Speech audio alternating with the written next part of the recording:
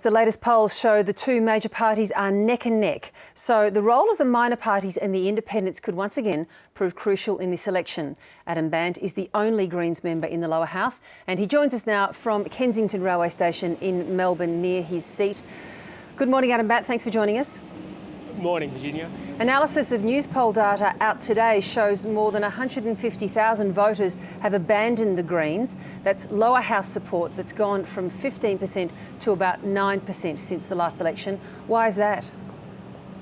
Well, that's not the feedback I'm getting here in Melbourne. A poll that was released over the weekend suggested our support here in Melbourne was 48%, which is the highest that it's ever been for, I think, for the Greens anywhere ever in a lower house seat, and we're certainly getting good feedback from the electorate as I'm out and about, so feeling good. Okay, that's the anecdotal evidence you're getting, but this is the news poll data. Do you dispute that data?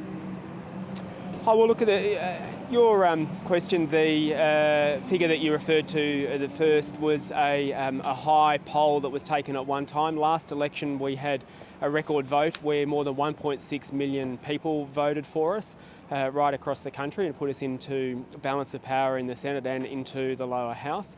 Our analysis suggests that if we do our job right, we're on track to repeat that again. I still think there's a very strong groundswell of support for the Greens and the values that we stand for right across the country. And I think what we're increasingly seeing now that we're in formal election mode is that on policy issues, really Labor and Liberal are now singing off the same song sheet. When it comes to climate change, they're on a unity ticket. University cuts, they're on a unity ticket.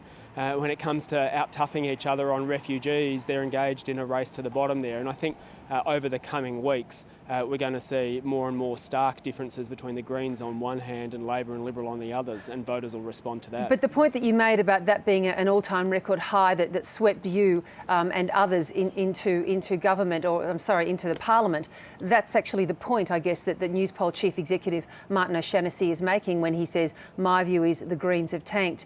You need a record vote like that in order to keep your seat of Melbourne. You're saying anecdotally you've got it, but if you don't get the kind of preference deal that you need, can you really keep that seat? Yeah, absolutely. And the poll that was conducted here in Melbourne, it was a Galaxy poll, quite a reputable poll, suggested that our primary vote here in Melbourne was in the order of 48%, and that's much, much higher than it was at the election. And what that showed was that even if Labor and Liberal conspire on preferences, we're in a position to hold a seat in our own right, and that's quite a significant thing, and I think a step that the Greens need to take, and that was our goal from day one here in Melbourne, to be a good local member, also to exercise power in this balance of power situation in the Parliament responsibly, and to get some outcomes like we did with getting kids' dental into Medicare from the start of next year and $13 billion into clean energy. And not only anecdotally, but the surveys and the polls being conducted here in Melbourne suggest people are responding to that and appreciate it. Do you believe the move from Bob Brown to Christine Milne has something to do with this loss of support, at least according to this news poll data? Well, look, the polls, I think, are still reasonably solid for us. We're still higher than we were at the election before last when Bob Brown was leader. I think Christine is doing a great job. Of course, Bob Brown is a significant figure in Australian politics and managed to achieve a lot. But the thing about the Greens, unlike, say, other minor parties who've come before us like the Democrats, is that we've got a core set of values and people know that we'll stand up for them, that we'll get results, and that you can count on us to keep standing up for what matters. And I think that in the context of having Christine Milne, who I think has been a great leader for us, will stand us in good stead at the election. So are you able to, or are you trying to arrange preference swaps with the ALP? Oh, look, I'm here in Melbourne aiming to win this seat in my own right. I've made that clear from the start. I'm presuming that as much as Liberal and Labor say that they hate each other, they probably want us out of Parliament more because we're a strong alternative voice in there that's standing up for the issues that matter, and they want to keep it as a two-party closed shop. So we've said from the beginning our aim has got to be to win this seat of Melbourne in our own right, and I'm hopeful that we're on track to do that if voters support us enough on election day. It does look unlikely, and Anthony Green was speaking about this yesterday on our program, that the Greens will control the Senate after the next election because of the number of minor parties standing and the flow of preferences. With your lower house seat then not mattering as much without a hung parliament and no balance of power in the Senate, what does that make the party in a federal parliamentary sense if you don't have either of those power ends either in the lower house or the upper house? I think it's very important that the Greens have a balance of power in the Senate, because the alternative is, if the polls are right, a Tony Abbott government and Tony Abbott having total control of the parliament. And we saw under John Howard what that meant. With work choices, things that weren't made clear during the election campaign all of a sudden become reality when they've got total control of the parliament. And that's something that I think as the election draws closer, people's minds will be focused on that. And so voting for the Greens in the Senate is a good insurance policy against what's looking likely to be an Abbott government if these polls hold up. And here in Melbourne, people's choice will then be between a newly minted backbencher in opposition who will do what the factional leaders tell them to do, or the deputy leader of a party in balance of power who they know will stand up and vote for the values that people here in Melbourne believe in, whether it's on climate change, university cuts, or looking after refugees or people who are on Newstart. All right, well, you mentioned refugees and asylum seekers there. On asylum seekers, the Greens' policy is to let asylum seekers be processed here in Australia. How many do you let come?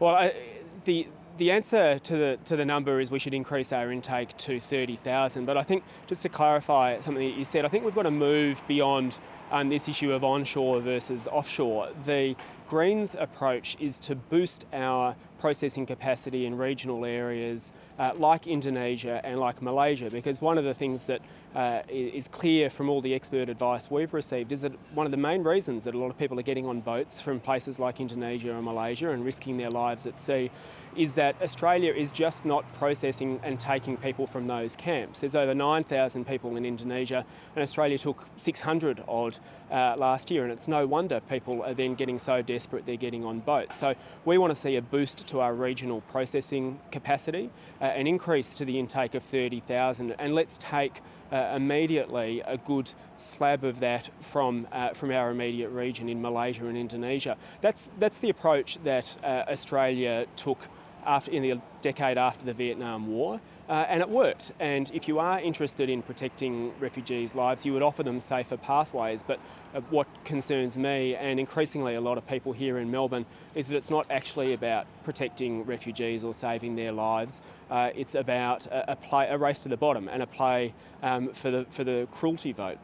But given that we know, and I mentioned this earlier to Scott Morrison, we know that there are at least 100,000 UNHCR registered refugees in Malaysia, possibly tens of thousands more not registered, who are transiting through Malaysia and hoping to come here. You have to have in your mind, don't you, an upper limit that you can speak to the Australian people about. Otherwise, you're talking potentially about 150,000, if not more, asylum seekers potentially coming here and being processed here. Is that the Greens' policy? Our policy is to increase the humanitarian intake to 30,000, and the advice that we've received. But then how do you stop others then looking at that and going, OK, fine, they've got a much more liberal policy, we'll get on a boat and we'll chance our hand and try and come too? Because if you look at a lot of the submissions to the Houston panel, and indeed some of the recommendations of the Houston panel themselves, they make the point very, very clear that one of the biggest drivers for people in places like Malaysia and Indonesia getting on boats is just the sheer desperation. I mean, look, as you said, there are very large numbers of people in those camps. Some of them have been waiting there 5+ years, some up to 10 years. That's despite being found to be genuine refugees. And at the moment, they can see no way out because Australia is just not processing people there or taking in a decent number. And so, of course, when someone comes along and says, look, if you give me a bit of money, I'll pop you on a boat and take you to Australia, They do, because they're desperate and they are in fear for their own and their families' lives. Now, we've got to break that deadlock, because I guess the people smugglers business model, we hear a lot about that, it's actually based on desperation and on people in those camps who are so desperate. We'll have to leave it there. Adam Bandt, thanks for joining us. Thank you. Thanks very much.